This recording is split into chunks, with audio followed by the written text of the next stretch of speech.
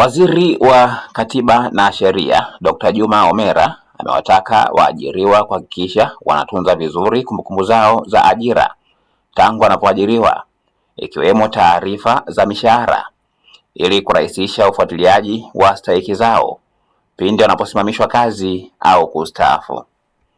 Dr. Homera ametoa kauli hiyo leo Agosti 24, 2026 jijini Dodoma wakati akizungumza na waandishi wa habari kupitia programu ya Sema na Waziri inayolenga kusikiliza na kutatua kero za wananchi zinazohusu masuala ya kisheria.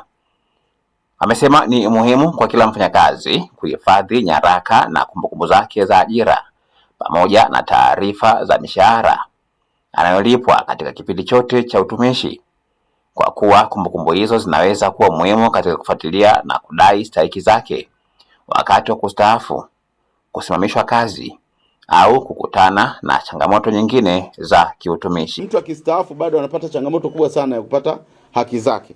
Kwa hiyo wizara yetu inasema uzingatie mambo mbalimbali. Michango ya hifadhi ya jamii isikatwe bila kufuatilia, ambapo mfanyakazi anaweza kufanya hivi. Moja, ni muhimu mfanyakazi kufuatilia taarifa za mchango yake, lakini pia anapaswa kufahamu kuhifadhi kumbukumbu za ajira na mishahara yake. Lakini la tatu, kutunza vielelezo vya makato. Ya nne, kuuliza mfuko husika pale anapobaini tofauti. Lakini namba 4, kuwasilisha nyaraka zinazohitajika wakati wa kufuatilia madai yake. Usisubiri hadi unapostaafu ndipo uanze kuangalia historia ya michango yako. Pale ambapo unaendelea na kazi, uendelee kufuatilia na michango yako mwananchi. Unapopunguzwa au kusitishwa na ajira, nalo ni jambo lingine ambalo pia tumeona pia tutoe elimu kwa wananchi. Moja, ushauri kwa wafanyakazi. Unapopokea taarifa kusitishwa kwa ajira, soma barua yako kwa makini. Lakini jambo jingine, hifadhi mkataba wa ajira. Lakini namba 3, hifadhi barua zote ulizopewa na mwajiri wako.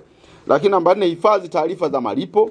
Tambua sababu ya kusitishwa kwa ajira yako. Kwa mujibu wa Waziri Homera, Wizara ya Katiba na Sheria imeona umuhimu wa kutoa elimu hiyo kwa jamii kutokana na changamoto mbalimbali za kisheria ambazo zimekuwa zikiripotiwa kupitia programu ya Sema na Waziri. Amesema elimu hiyo inalenga kuwawezesha wananchi kufahamu haki zao pamoja na hatua wanazoweza kuchukua pale wanapokutana na changamoto za kisheria. Lakini iko migogoro ya ajira ina mamlaka zake. Mfano, si kila mgogoro wa ajira unatakiwa kutatuliwa kwa njia ile ile. Baadhi ya malalamiko yaliyowasilishwa yalikuwa tayari yamefika Tume ya Usuluhishi na Uamuzi, yani CMA, na hata mahakama. Katika mazingira kama hayo, ni muhimu wafanyakazi kuelewa hatua ambayo shauri limefikia na mamlaka iliyohusika. Anapaswa pia muda wa kukata rufaa, maamuzi ya CMA, maamuzi ya mahakama na taratibu zinazotakiwa kufuatwa. Haki ya mtumishi inahitaji ushahidi wa kutosha. Kwa hiyo haya yote tutakuwa tunaendelea kuyatoa hapa kwenye Wizara yetu ya Katiba na Sheria ili wananchi waweze kunufaika na kipindi chetu hiki cha Sema na Waziri. Aidha, amewataka wananchi wenye changamoto za kisheria, malalamiko, maoni au wanaohitaji ushauri wa kisheria kuwasiliana moja kwa moja na Wizara ya Katiba na Sheria kupitia kituo cha huduma kwa mteja ili kupata msaada unaohitajika. Bernard Philibert, Dodoma TV.